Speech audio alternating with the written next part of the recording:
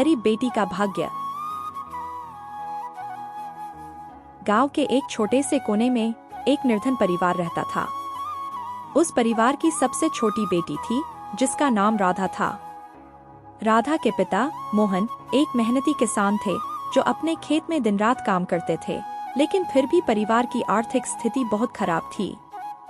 राधा की माँ सविता घरेलू कामकाज में लगी रहती थी और बच्चों की परवरिश करती थी।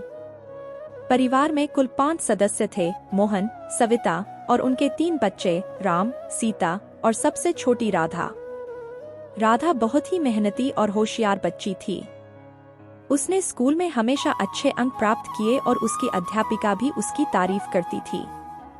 लेकिन गरीबी के कारण उसकी पढ़ाई जारी रखना मुश्किल हो गया था। मोहन और सविता ने काफी मेहनत की, लेकिन फिर भी वे अपनी बेटी को उच्च शिक्षा दिलाने में असमर्थ थे। एक दिन गांव में एक बहुत बड़ा समारोह आयोजित किया गया, जिसमें गांव के सरपंच ने एक घोषणा की कि वे गांव की सबसे होशियार लड़की को छात्रवृत्ति देंगे ताकि वह आगे पढ़ाई कर सके। यह खबर सुनकर राधा की उम्मीदें जाग उठीं। उसने अपने माता पिता से इस बारे में बात की। मोहन और सविता ने भी निर्णय लिया कि वे हर संभव प्रयास करेंगे ताकि राधा को यह छात्रवृत्ति मिल सके। राधा ने पूरी मेहनत से परीक्षा की तैयारी की। उसने दिन रात पढ़ाई की और परीक्षा में अच्छे अंक प्राप्त किए। सरपंच ने जब परिणाम घोषित किए तो राधा का नाम सबसे ऊपर था। यह सुनकर राधा के माता पिता की आंखों में खुशी के आंसू आ गए। राधा को छात्रवृत्ति मिल गई और उसने शहर के एक अच्छे स्कूल में दाखिला लिया। शहर में आकर राधा ने अपनी पढ़ाई में और भी मेहनत की।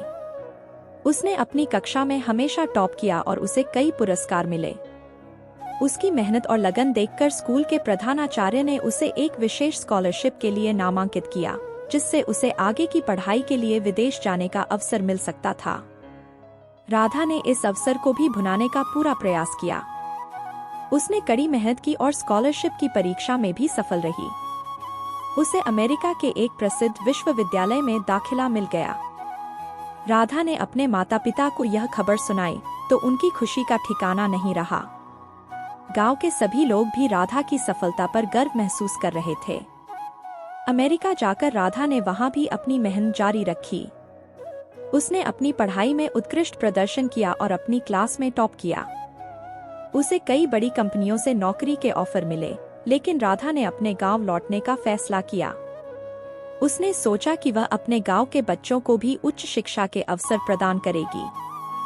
गांव लौटकर राधा ने एक स्कूल खोला और वहां के बच्चों को मुफ्त शिक्षा देने लगी। उसने अपनी कमाई का एक बड़ा हिस्सा गांव के विकास में लगाया। राधा की मेहनत और समर्पण ने गांव का चेहरा बदल दिया। अब गांव के हर बच्चे के पास उच्च शिक्षा का अवसर था और सभी लोग राधा की तारीफ करते नहीं थकते थे। राधा के संघर्ष और मेहनत की कहानी हर किसी के लिए प्रेरणा बन गई।